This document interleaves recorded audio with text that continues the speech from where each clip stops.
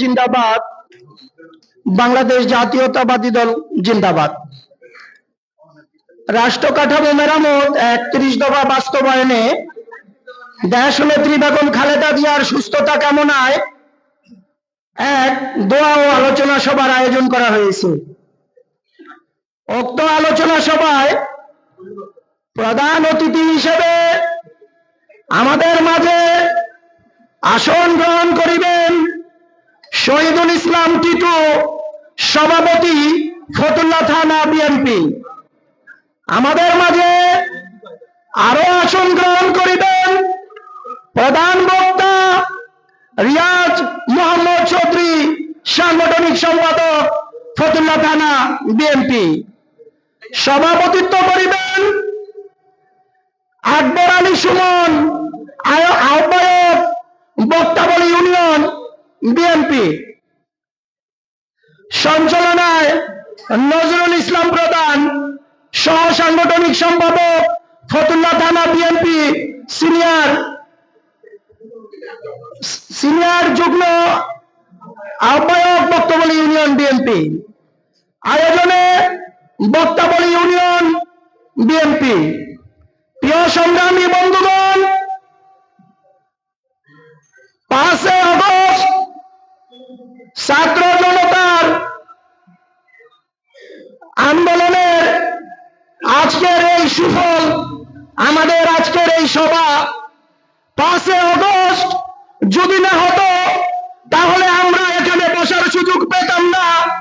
আমি সেই 5 আগস্টের সেই বীর সন্তানদের আজকে গভীরভাবে স্মরণ করছি, যেই বীর সন্তানেরা আজকে জীবন না দিলে এদেশে নতুন করে আমরা আরেকটি স্বাধীনতা অর্জন করতে পারতাম না। আমাদের গাড়ির উপরে এই স্বৈরাচারী শেখ হাসিনা, এই ফ্যাসিস্ট যেভাবে বাংলার মানুষের উপরে বাঘের খাবার মতো ছিঁড়ে বিড়ে খেয়েছিল, আমরা তাদের সেই জীবনের আত্মত্যাগের বিনিময়ে আজকে এখানে এরকম একটি সুন্দর সভায় বসতে পেরেছি। এই জন্য আমি তাদের রুহের মাগফিরাত কামনা করি এবং তাদের আল্লাহ যেন তাদেরকে সর্বোচ্চ মকাম বেহেশতে জান্নাতুল ফেরদাউস দান করে। প্রিয় সংগ্রামী বন্ধুগণ, বক্তব্য বেশি দীর্ঘায়িত করব না। আমি একটি কথা বলেই আমি আমার বক্তব্য এখানে শেষ করব। সেটা হচ্ছে, আমাদের বক্তব্য ইউনিয়নে আমরা যারা বিএনপি করি, আমরা আসলে একটি গ্রুপিং এ হয়ে গেছি। আমরা এক একজন এক এক গ্রুপে আজকে এই দল করতেছি।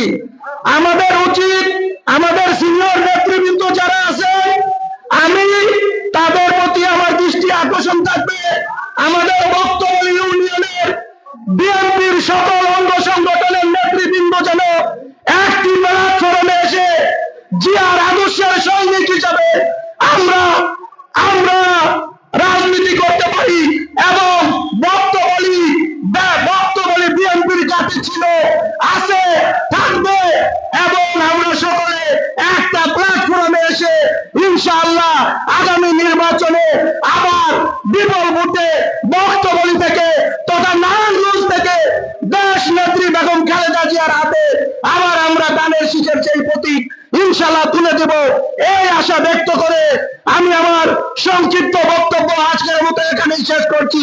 বাংলাদেশ জিন্দাবাদ, বাংলাদেশ জাতীয়তাবাদী দল জিন্দাবাদ।